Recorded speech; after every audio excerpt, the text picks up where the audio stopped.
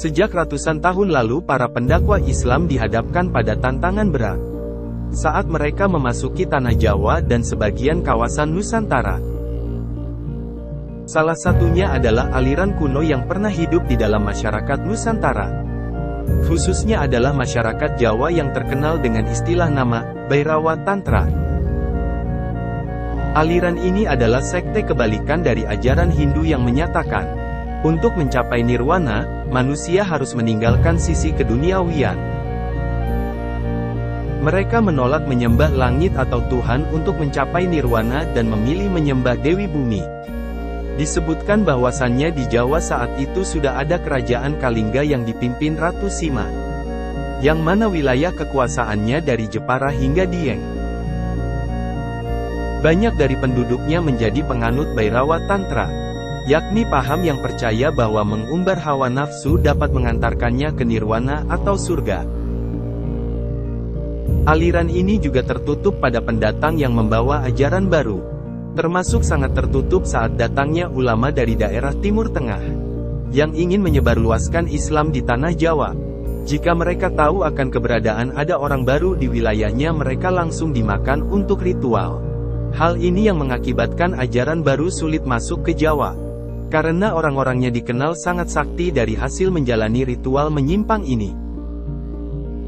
Ada beberapa pendapat dan spekulasi yang menyatakan bahwa mereka adalah hasil dari pecahan Hindu Jiwa dan bertemu dengan pecahan Buddha aliran Mahayana. Mereka menggelar ritual menyimpang di suatu tanah padang, yang dimana tanahnya terdapat tumpeng dan lauk berupa daging manusia dari seorang perawan yang belum masuk masa haid. Sementara minumannya adalah arak. Usai ritual itu mereka melakukan persetubuhan massal. Ritual tersebut sangat kuat di tengah masyarakat Jawa. Hingga pada abad 8–14 Masehi, China, ulama Timur Tengah dan Arab kesulitan masuk Jawa dikarenakan hal tersebut. Wali Songo masuk dengan melakukan pendekatan budaya atau kultural, misalnya oleh Sunan Bonang. Beliau ini yang memburu Bhairawa Tantra. Pertarungan budaya antara Sunan Bonang dengan Bhairawa Tantra ini terlihat di Kediri, tepatnya di daerah Pagu Pamenang, yang di sana mereka menyembah patung Totok Kerot. Masih banyak misteri dan rahasia yang terkandung dalam Tantra. Namun, yang tidak semua anggota sekte atau kelompok yang mengetahui kebenaran ajaran tersebut. Dalam beberapa catatan, sejarah mengatakan bahwasannya sekte Bhairawa berasal dari kerajaan Benggala Timur, India pada abad ke-6. Dalam perjalanannya, sekte ini menyebar ke wilayah Tibet hingga ke Asia Tenggara. Sekte Bhairawa dikenal sebagai sekte rahasia. Dan sekte ini memiliki cara yang berbeda dalam mencapai moksa. Pada prasasti Surawaso yang berangkat tahun 1297, memaparkan dengan jelas segala aktivitas sekte Bhairawa, khususnya di Nusantara. Dalam prasasti tersebut diceritakan bahwa Raja Adityawarman diangkat sebagai setrajnya. Setrajnya memiliki arti ia yang tertinggi atau ia yang telah mencapai kebebasan jiwa tertinggi.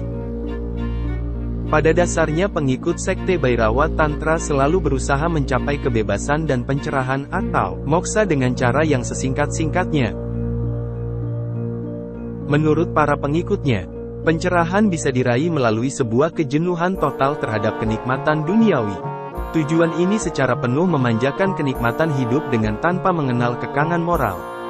Puncaknya adalah untuk melenyapkan segala hasrat terhadap semua kenikmatan itu. Dengan memenuhi segala hasratnya, seorang pengikut sekte ini akhirnya tidak merasakan apapun selain rasa jijik terhadap kenikmatan tersebut. Oleh karena itulah, pengikut ajaran ini justru melakukan ritual-ritual tertentu, yang bagi selain mereka dianggap sebagai larangan.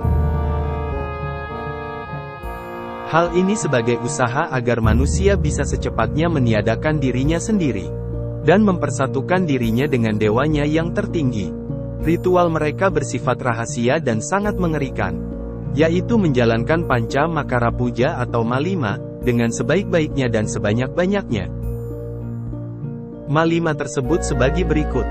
Matsya yang berarti ikan, Mamsa yang berarti daging, Madya atau minuman, Madra atau tarian hingga mencapai ekstase. Maituna atau upacara seksual. Praktek malima adalah dengan menyembelih perawan yang diutamakan belum masuk masa haid, sebagai wujud persembahan kepada dewa yang agung. Kemudian meminum darahnya bersama, tertawa-tawa, dan menari-nari dengan diiringi oleh bunyi-bunyian dari tulang-tulang manusia yang dipukul-pukul, hingga menimbulkan suara gaduh. Ritual dilanjutkan dengan makan dan minum bersama. Setelah itu dalam acara yang dilakukan di lapangan yang disebut kesetra, para peserta ritual melakukan persetubuhan massal, yang kemudian diikuti dengan semedi, bertapa ataupun meditasi. Salah satu isi dari kandungan ajarannya yaitu Panca-tattva, yang hal ini bersifat amat sangat esensial dalam ritual pemujaan. Tattva sendiri terdiri dari anggur, madya, daging, mamsa, ikan, matsya, biji-bijian yang telah dipanggang, mudra, dan serta hubungan seks bebas, maituna. Karena itu semua diawali dengan huruf M, maka mereka seringkali secara vulgar disebut Pancamakara atau 5M.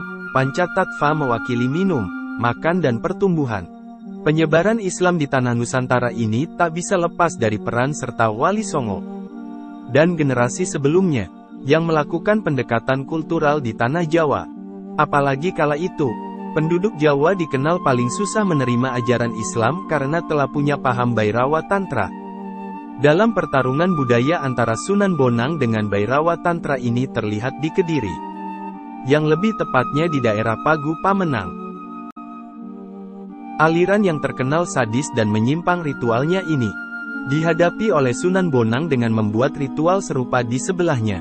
Misalnya kalau yang aliran itu menggunakan tumpeng daging manusia, Sunan Bonang memakai daging ayam, dan mengganti arak sebagai minumannya dengan air putih.